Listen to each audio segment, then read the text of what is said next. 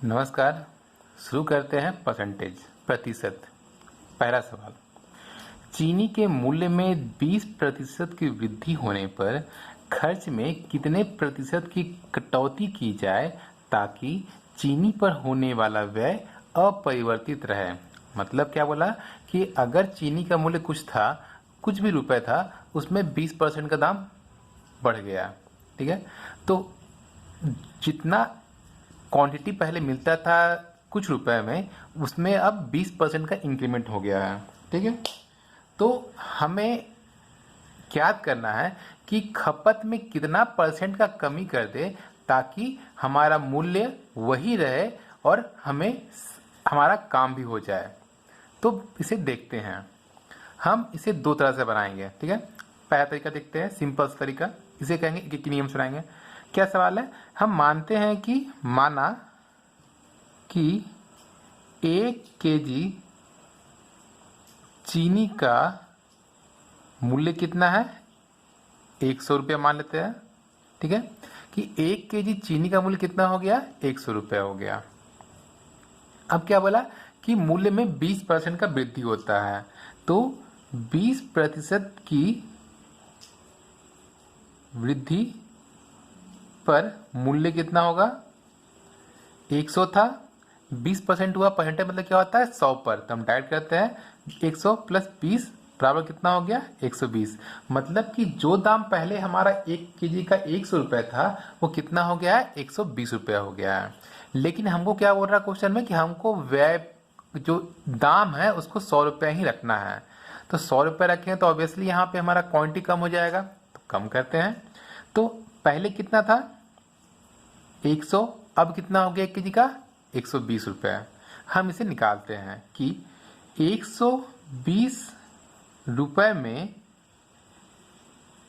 पहले 1 केजी चीनी मिलता था, ठीक है। तो 1 रुपये में कितना चीनी मिलेगा और कम हो जाएगा? 1/120 केजी, ठीक है। हमें क्या करना है? हमें अपने खर्च को 100 रुपये ही रखना है। तो 100 रुपये में कितना चीनी मिलेगा? जब 1 रुपये में 1/120 मिल रहा था, तो अब ये दाम बढ़ गया, मूल्य बढ़ गया, तो क्वांटिटी भी बढ़ेगा। तो क्या हो जाएगा वहां पर? वो गुना हो जाएगा, बटा 100 केजी चीनी मिलेगा। तो ये कितना हो जाएगा? 100/120 बराबर 5/6 केजी मिलेगा 100 रुपये में, ठीक है। अब हमें पता है कि पहले 100 में 1 केजी मिलता था, अब कितना मिल रहा है? अब मतलब कि 20% बढ़ने के बाद 100 रुपये में कितना मिल रहा है? 5/6 केजी मिल रहा है। तो ये 5/6 1 से कितना कम है हमारा? तो निकालते हैं कमी। कमी कितना हो जाएगा? ये ज़्यादा था, ये कम हो गया है, तो हम 1 में 5/6 को माइनस कर दिए। तो एलसीएम कितना हो जाएगा?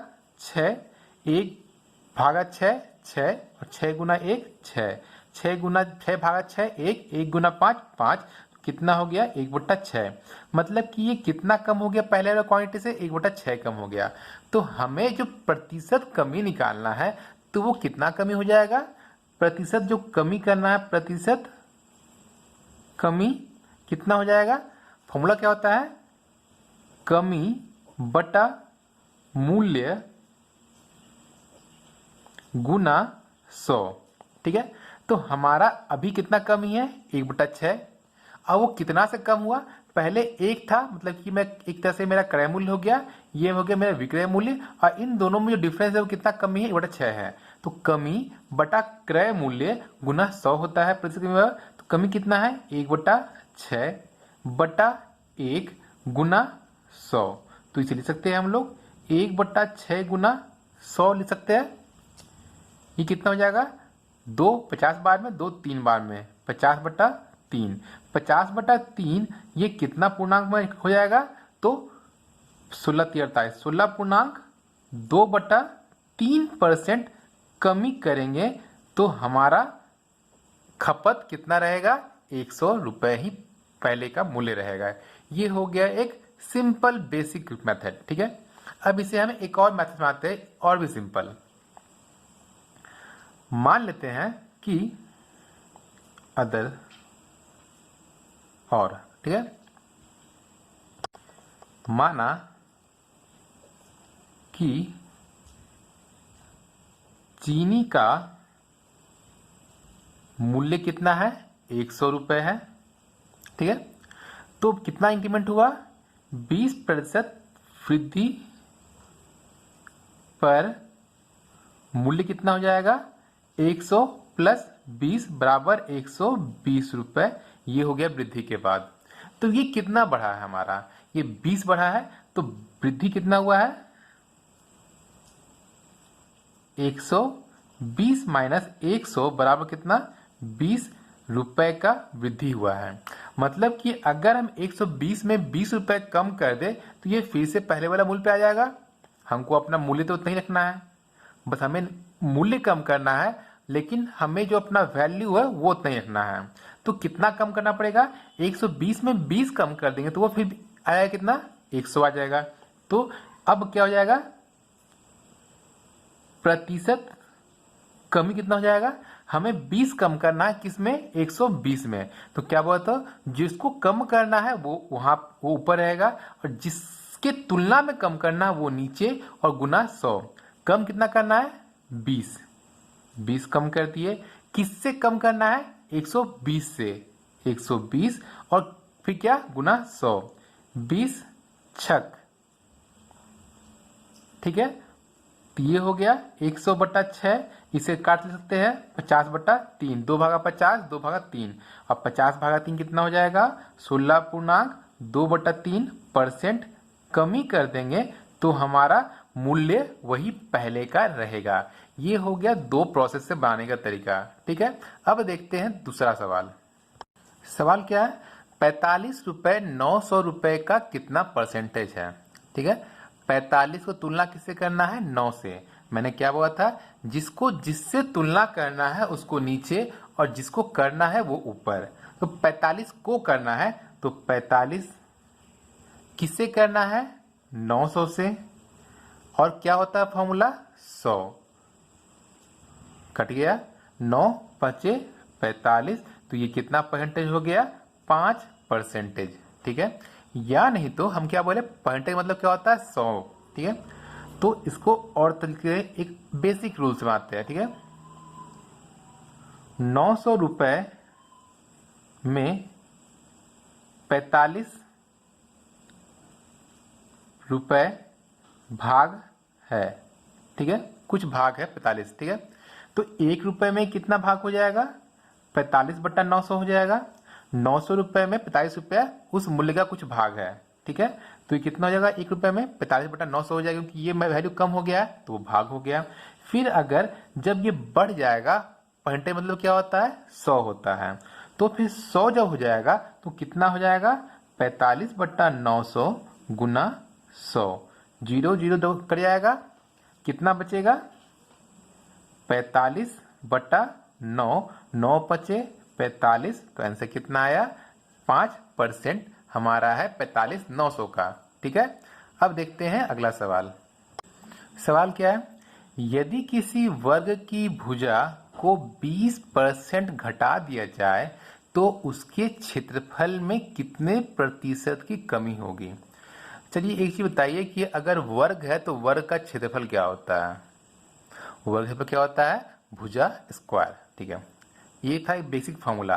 अब मैं आते हैं क्वेश्चन पे, क्या है, बोला है कि भुजा को 20% कम कर दिया, तो हम पहले भुजा मानते हैं।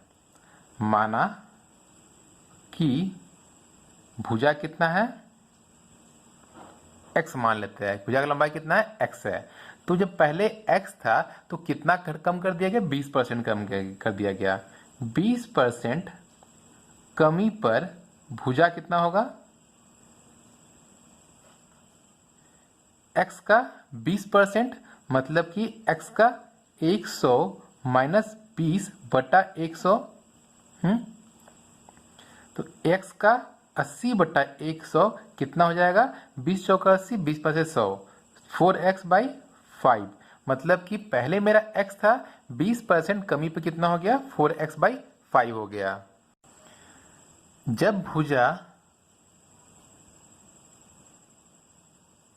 x है तब क्षेत्रफल कितना होगा? क्षेत्रफल क्या होता है? भुजा स्क्वायर, मतलब कि भुजा गुना भुजा होता है किसका? वर्ग का क्षेत्रफल। वर्ग कितना होता है? भुजा स्क्वायर होता है और भुजा गुना भुजा। तो हमारा भुजा कितना है? x, तो x स्क्वायर x गुना x कितना हो जाएगा? x गुना x बराबर x स्क्वायर। ठीक है। अब जब भुजा कितना हो जाएगा? 4x/5 हो जाए तब क्षेत्रफल कितना होगा? वर्ग का क्षेत्रफल 4x/5 का स्क्वायर, तो 4 का स्क्वायर कितना होगा? 16। x स्क्वायर कितना होगा? x square. 5 का स्क्वायर कितना होगा? 25।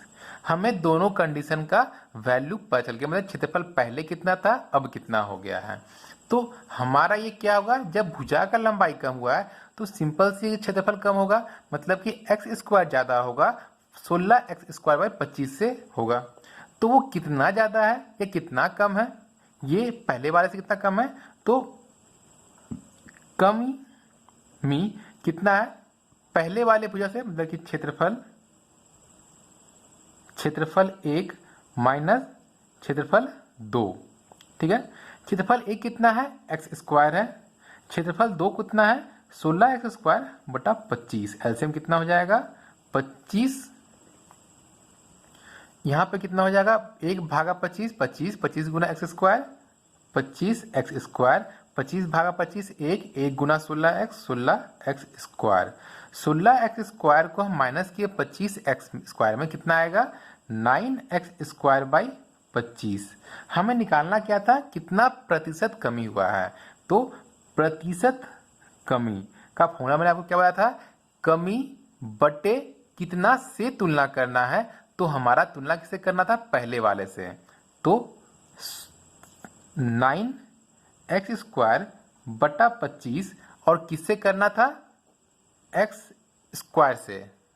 x स्क्वायर और फिर गुना क्या होता है? गुना 100 होता है, मतलब कि कमी बटा क्रय मूल्य या फिर जो उसको पहले का मूल्य जिससे तुलना करना है वो गुना 100। तो इसे हम लिखते हैं अब 9x²/25 गुना x² गुना 100। x² कट गया। ठीक है। 25 बार कितना जाएगा? 4 बार में जाएगा। 25 गुना 4, तो ये कितना हो जाएगा? 9 × 4 = 36। 9 4 36। ये मेरा प्रतिशत कमी होगा एरिया में। ठीक है। वीडियो अच्छा लगे तो चैनल को सब्सक्राइब कीजिएगा और अपने दोस्तों के साथ शेयर कीजिएगा। धन्यवाद।